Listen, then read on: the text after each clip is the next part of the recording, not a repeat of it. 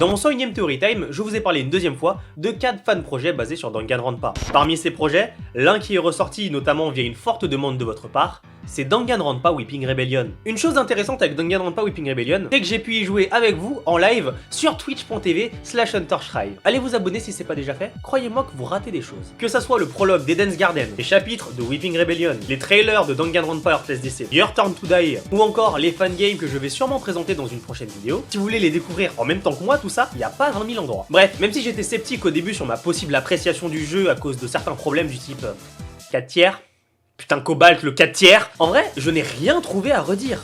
Autre que le 4 tiers. Comme le chapitre 2 est sorti au début de cette année, et qu'on a un petit temps d'attente prévu entre les chapitres d'environ 2 ans, on est quand même sur des timings plus rapides que les sorties de Rival de Yandere Simulator au moins. Comme le chapitre 2 est sorti au début de cette année et qu'on a un petit temps d'attente entre 2 chapitres, je vous propose de se concentrer sur ce qu'on a appris durant ce chapitre 2. Éventuellement, je viendrai peut-être ajouter un Theory Time supplémentaire avant le chapitre 3. En gros, le temps qu'on fasse tous les Free Time Events disponibles en live. Comme ça, ce sera carré. Et je parle pas de l'aspect ratio du jeu. Bonsoir, bienvenue pour ce 106ème Theory Time, où je vous propose de replonger dans l'univers sordide, dérangé et surtout extrêmement marrant de Danganronpa Weeping Rebellion, et de sur quoi ce chapitre 2 m'a rendu parano. C'est parti.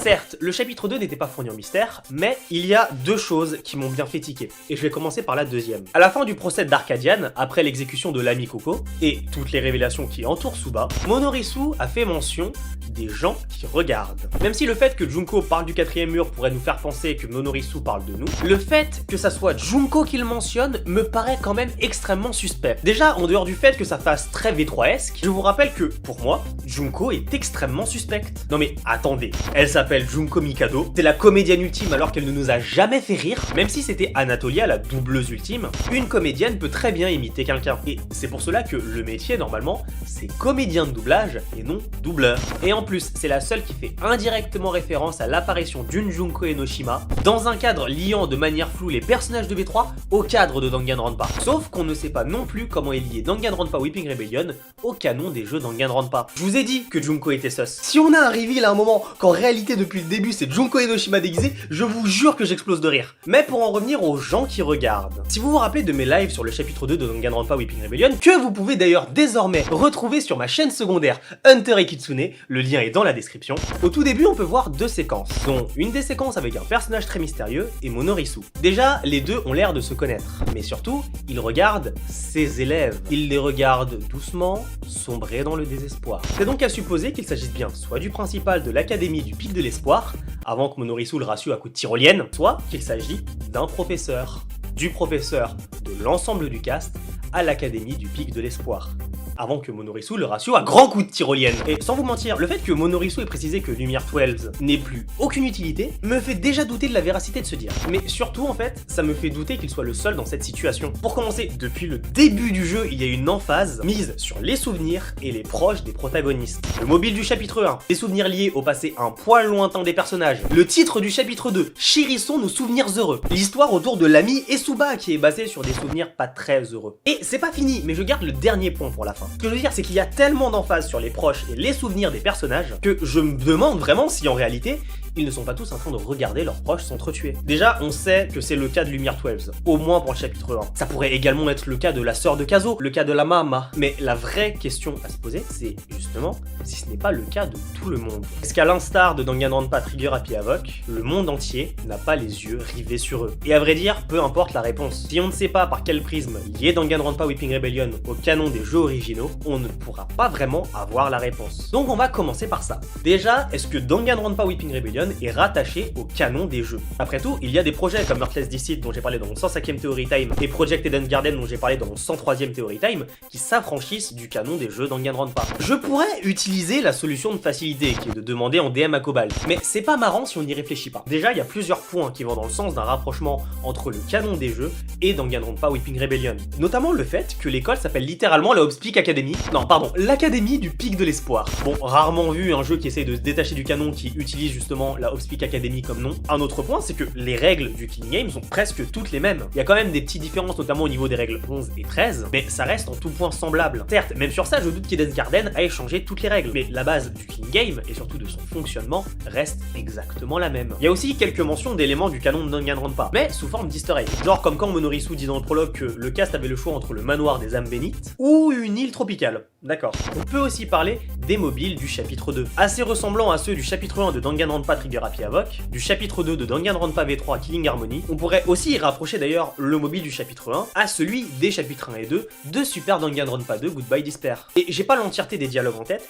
mais je suis sûr qu'en poussant un petit peu, il y a moyen de sortir plein d'autres occurrences. Donc on va partir du postulat qu'il y a bien un lien, que Weeping Rebellion est bien lié directement au canon des jeux. Dans ce cadre, il faudrait qu'on puisse déterminer quand prend place Weeping Rebellion par rapport à la timeline du canon. Alors, si on reste sur ce dire de Monorisu que c'était soit la mort mais dans un cadre paradisiaque, ouais, si ça se trouve, Danganronpa Weeping Rebellion se passe au même moment que Danganronpa 2. Mais bah en fait, c'est pas spécialement possible. On sait que la Hopspeak, c'est un lycée. Il y a la Hopspeak Elementary aussi, mais on m'a jamais parlé de la Hopspeak Middle School. Déjà, c'est pas vraiment valable pour m'expliquer de quelle Hopspeak il parle, mais le problème c'est surtout qu'on connaît quand même déjà pas mal de persos, des promotions 77A et 77B, et également 78 de la Hopspeak. Si on me sort que les personnages de Weeping Rebellion c'est la 78B, je vais casser des bouches. Par contre, un autre petit easter egg sur lequel je vais m'arrêter, c'est celui qui est dit dans l'un des Free Time Events d'Harry Ryomen. Merci le chat pour les travaux. Dans ce Free Time Event, il précise qu'il voulait à la base le titre de magicien ultime, qui aurait été prise par une jeune femme. Oui, il parle d'Himiko. Vous savez, l'ultime magicienne qui n'existe pas. Pour faire simple, je vois deux possibilités. Placer Weeping Rebellion dans le canon de Danganronpa. Donc au niveau de DR2, voire peut-être même entre DRAE et DR2. Mais comment expliquer qu'une telle logistique de kidnapping soit possible dans un monde qui ne s'est pas encore remis de la tragédie? Mais si on place l'œuvre après Danganronpa 3 The End of Kibogami no Gakuen Mirai N, si on rattache Weeping Rebellion au canon, alors la phrase d'Harry Ryomen paraît quand même un peu bizarre. Par contre, si on le place au même endroit, mais en dehors du canon, de la même manière qu'existe V3, ça pourrait expliquer certaines choses.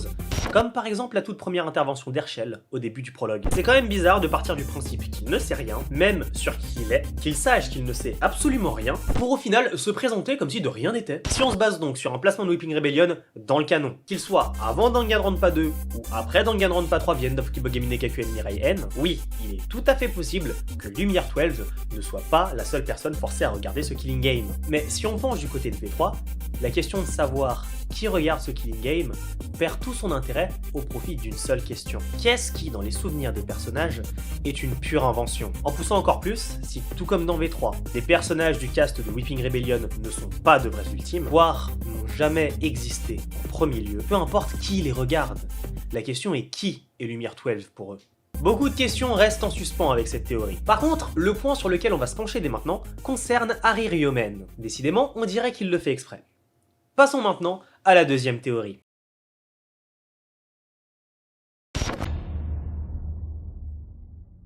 Depuis un moment, pour ne pas dire depuis le début du jeu, Monorisu se targue de nous dire qu'il y a potentiellement un traître dans ce cast. Un traître, donc quelqu'un qui travaille pour lui, ou qui aurait une raison de travailler pour lui. Ce que je veux dire par là, c'est que dans les Danganronpa classiques, à chaque fois qu'il y a eu un traître, soit c'était par menace, comme avec Sakura Ogami de Danganronpa Trigger Happy Havoc, ou parce qu'il est toujours sympa de me donner envie de me suicider, comme avec Chiaki Nanami de Danganronpa 2, ou avec un retournement de situation tellement intelligent que j'ai pas compris à quel moment Shirokumai nous a trahis dans Danganronpa Another Episode Ultra Despair Girls. Bref, avant de se pencher sur les différentes possibilités, il en va de soi de considérer pourquoi quelqu'un du cast trahirait les autres alors qu'ils sont tous dans la panade jusqu'au cou. Prenons ces deux possibilités. Quelqu'un a une épée de Damoclès sur la tête.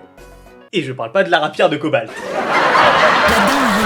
Quelqu'un a une épée de Damoclès sur la tête. Donc Monorisu et le Mastermind utilisent un moyen de faire chanter quelqu'un du cast. Deuxième possibilité, celle que le traître souhaite obtenir quelque chose du Mastermind. D'ailleurs, c'est ce que tente Harry Ryomen à la fin du deuxième chapitre. Mais histoire d'être clair, même si on sait qu'Harry va agir comme un traître au troisième chapitre, il est aussi possible qu'en réalité, il n'y en ait jamais eu. Que le stratagème de Monorisu était de semer la confusion. Et Harry arriverait donc d'une certaine manière pour cristalliser cette confusion en sa personne. Mais si c'est le cas, Harry est mort dans le film. Ah, c'est Terminado Proxima Station pour lui, c'est sûr qu'il sera pas dans Danganronpa V4. Mais s'il y a bien un traître, autre que ce petit imbécile d'Harry Ryomen, cela nous obligera à soupçonner quelqu'un de plus dans le cast. Déjà, bon, ça m'étonnerait à moitié si c'était Herschel, Anatolia ou Arcadian. Un quart pour l'ami, et que dans leur traîtrise, ils aient trouvé la mort, sans que Monorisu précise que c'était eux, pour maintenir justement cette impression dans le cast que personne n'ait réellement de confiance. Mais passons sur ces quatre-là pour arriver à des suspects plus suspects. Déjà, on va commencer avec le plus suspect,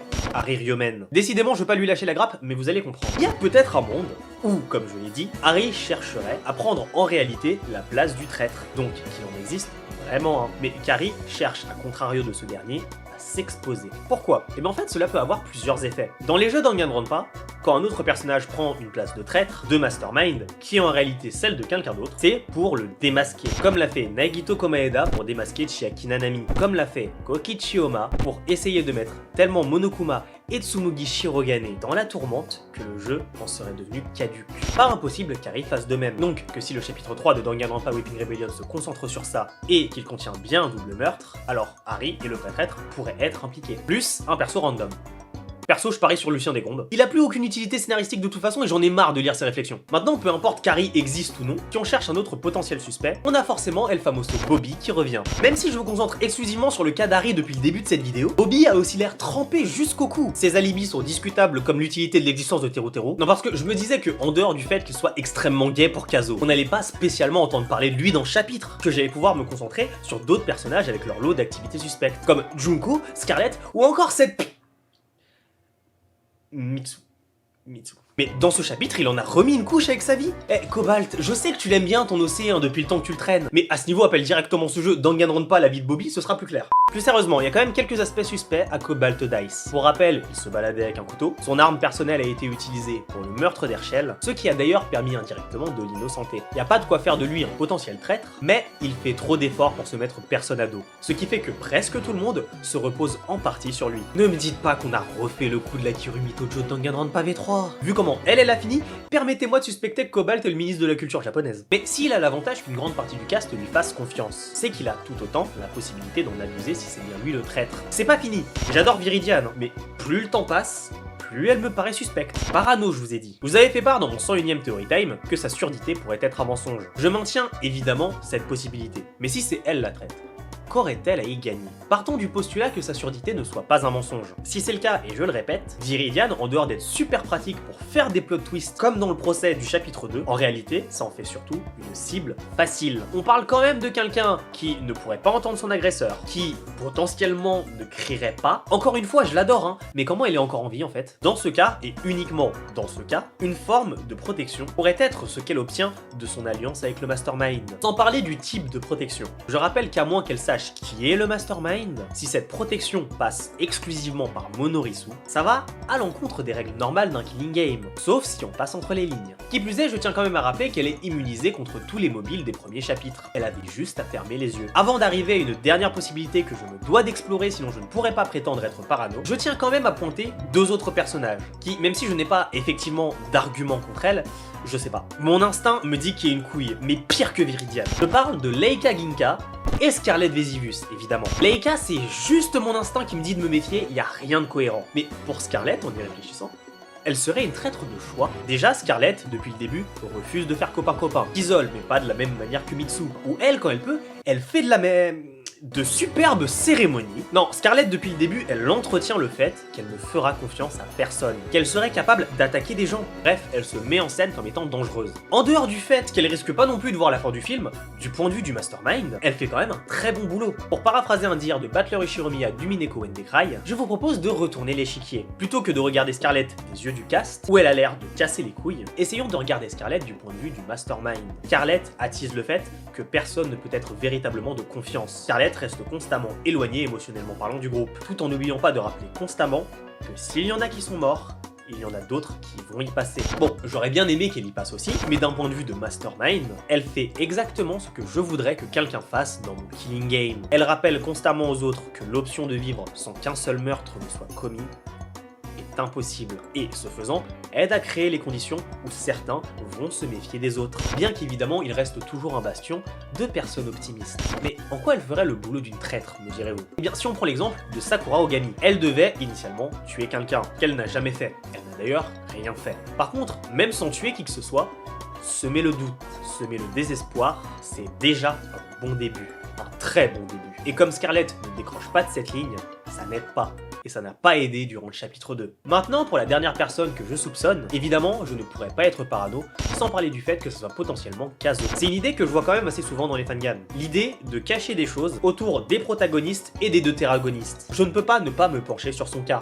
Et rappeler que si ça se trouve, il va peut-être pas passer le chapitre 3. Mais surtout, si on prend un peu de recul et qu'on le compare à un autre ultime journaliste d'un autre fangame, de Danganronpa Hushed Whispers, on peut y voir comment un ultime journaliste peut être exploité autrement en tant que protagoniste, en stalker, en se servant de son talent pour savoir tout sur les autres membres du Killing Game. C'est vrai qu'avec l'emphase sur leur passé, sur leurs souvenirs et sur leurs secrets, des choses qu'un ultime journaliste pourrait être amené à chercher si le besoin s'en faisait ressentir, c'est normal qu'on suspecte Kazo. Le fait qu'on trouve en plus des morceaux de ses ébauches journalistiques dans les arbres n'aide pas non plus. Néanmoins, ce n'est pas lui que je soupçonne le plus. Je suis bien plus sur les côtes d'Harry ou de Scarlett pour le titre de traître. Par contre, il y a un autre titre dont on doit absolument parler avant la fin de cette vidéo. Passons maintenant à la troisième théorie. Je ne veux rien entendre. Vu la hauteur du bordel et le nombre de marches, le seul moyen que Monorisu se déplace aussi vite, c'est qu'il y ait une putain de tyrolienne. Et je vais vous faire chier autant avec ça qu'avec les portes sur les côtés. Je ne lâcherai pas le morceau. Je veux tenter de trouver qui est le mastermind de Danganronpa Weekly Rebellion. Non vraiment. Depuis la dernière fois, je reste sur ma ligne éditoriale. Le mastermind fait partie du cast du jeu. Alors ok, mais si ça n'était pas le cas, je veux dire, ça ne serait quand même pas le personnage que Cobalt a fait apparaître sur plusieurs illustrations, fait un dessin pour son anniversaire, et qui a priori n'est pas l'OC de quelqu'un qu'il connaît et qu'il pourrait dessiner. Non, c'est impossible que Cobalt soit aussi bête. C'est impossible qu'il fasse quelque chose d'aussi obvious.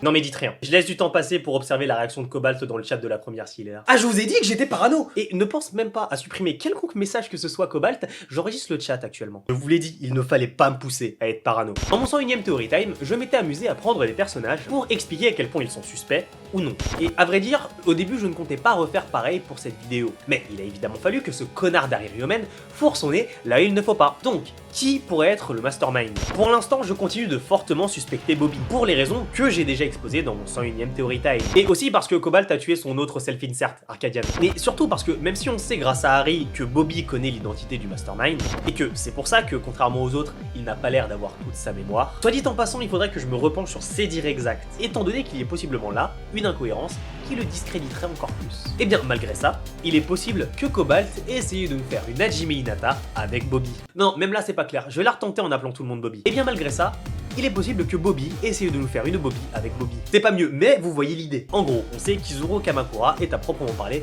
le mastermind de Danganronpa 2, mais ça reste tout de même une part d'Hajime Hinata. Mais qu'est-ce que ça donnerait si on mettait dans le jeu le mastermind, mais sans qu'il sache qu'il l'est? En fait, ça paraît débile, mais ça se rapprocherait dans l'idée d'une de mes théories que je vous ai présentée dans mon 90ème Theory Time sur Danganronpa. Après, c'est peut-être aussi un moyen de découvrir Bobby. Si il connaît l'identité du mastermind, c'est que ce n'est pas lui normalement. Enfin, c'est ce que ça laisse sous-entendre. Mais ça laisse aussi sous-entendre un autre point de vue. C'est que si Bobby connaît l'identité du mastermind, ça peut aussi vouloir dire qu'à l'inverse, aucun membre du cast ne connaît l'identité du mastermind. Ce que je veux dire par là, c'est que si on considère que personne ne connaît l'identité du mastermind par le fait de ne pas connaître la personne en question, c'est peut-être effectivement un moyen d'intégrer un 17ème personnage qui aurait organisé le Killing Game, mais sans y participer. Mais laissons de côté Bobby, concentrons-nous sur d'autres personnages du cast. Déjà, je suis obligé de suspecter Kazo, parano oblige. Le problème, c'est que je vois pas comment Kazo pourrait être exploité en tant que mastermind. En fait, on va pas se mentir, actuellement, en dehors du fait d'avoir une sœur et d'avoir écrit des trucs, il a autant de profondeur dans son histoire qu'Hyoko. Encore que personne ne cherche vraiment à connaître Hyoko. Maintenant, sur les personnages qui ne sont pas sus, je pense toujours que Scarlett ne pourrait pas être le mastermind. Toujours pour les raisons exposées dans mon 101ème Theory Time, plus le fait que je la suspecte d'être une traîtresse. Viridian, je garde un œil sur elle pour toutes les raisons aussi évoquées dans cette vidéo, même si je serais moins étonné si Viridian était juste la traîtresse plutôt que le mastermind. 3 persos pour lesquels je n'ai jamais rien dit pour l'instant. C'est déjà pour commencer, Leika. Je vous ai dit que pour moi, il y a une couille avec Leika. Je sais pas laquelle, mais mon instinct me dit de m'en méfier. Aussi parce que de mémoire, c'est le premier personnage qu'on croise, et que j'ai de mauvais souvenirs de cette partie-là de T3. Mais je sais pas, mon instinct me dit qu'il y a quelque chose de faux dans le personnage de Leika. Surtout qu'une vidéo du chapitre 2 la montre dans une position assez délicate, d'après ses dires, et qu'on n'a pas eu de réponse par rapport à ça. Deuxième personnage que je surveille mais dont je n'ai jamais encore fait mention, c'est Shiraka. Déjà parce qu'elle était pressentie au chapitre 1 pour être la side protag, et que depuis la mort d'Herschel, elle est juste là, comme un pot de fleurs, un peu comme si elle devenait justement petit à petit oubliable, pour justement qu'on ne se préoccupe plus trop d'elle. Mais j'ai pas encore d'éléments précis sur elle, je peux pas encore précisément pointer le doigt sur des points qui en feraient éventuellement la mastermind, ou peut-être la traîtresse à vrai dire. Dans la même veine que Shiraka, Hiroshi reste trop en arrière dans l'histoire. À vrai dire, il ne se mouille pas, et je ne parle pas de la vidéo de Leika évidemment. Je ne dirais pas que être en retrait est un élément suffisant pour être suspecté. Auquel cas, Mitsu devrait être la suspecte numéro 1. Comme il n'a pas encore été spécialement mis en avant, de quelconque manière que ce soit il le sera dans un chapitre, genre 3 ou 4, soit il risque d'arriver plus loin. Et là, la question se pose sur son statut, s'il reste tout autant en arrière que la seule mastermind à s'être mêlée au cast d'un Killing Game dans les canons des jeux originaux. Mais un point que je n'ai pas encore pris en compte, c'est la potentielle raison qui mènerait quelqu'un parmi ce cast à organiser ce Killing Game. Pour reprendre l'exemple d'Hush Whispers, le mastermind qui était prévu, Eita Ito, avait connu Junko Enoshima. Il avait été en contact prolongé avec elle. De facto, tout comme Mikan ou Izuru Kamakura, il a été happé par le désespoir. Donc il faudrait, pour identifier dans le cast le mastermind, en partant du postulat que Danganronpa Weeping Rebellion est lié au canon de Danganronpa, et qui plus est au niveau de Danganronpa 2, ou même après Danganronpa 3 The End of Kibogami no Kakuen Mirai N, pour pouvoir identifier un contexte dans lequel un personnage aurait pu à minima être en contact avec Junko Enoshima. Et vous savez ce qui est extrêmement marrant, c'est qu'en partant de ce postulat, il n'y a pas plus suspect qu'Hiroshi Okino, le designer ultime. Qui de mieux que le designer ultime pour côtoyer l'ultime fashionista après tout? En fait, ça serait même normal, étant donné que Junko Enoshima, sous sa couverture d'ultime fashionista, a été amené à être modèle pour des magazines, donc indirectement à vendre son image pour promouvoir des créations cosmétiques comme vestimentaires. Vous l'aurez compris, si Danganronpa Weeping Rebellion est bel et bien lié au canon des jeux Danganronpa, avec les informations que j'ai actuellement, je peux vous garantir que le personnage le plus suspect aux premiers abords, celui qui dans le cast pourrait endosser le rôle de mastermind, serait Hiroshi. Néanmoins, dans le cas où ce n'est pas lui, en restant avec le même constat, effectivement, le doute plane sur la possibilité qu'il y ait un 17e personnage qui lui serait le mastermind. Mais si Danganronpa Weeping Rebellion n'est lié au canon que par le prisme du Danganronpa V3, ça peut être n'importe qui. Même si à la fin, ce sera forcément Junko Enoshima qui sera derrière tout ça. Voilà ce qui conclut ce 106e Theory Time sur le chapitre 2 de Danganronpa Weeping Rebellion. J'espère qu'il vous aura plu. Avant de terminer, je me demande aussi si, en fait, le fameux 17e personnage ne va pas juste être ajouté au cast en cours de route.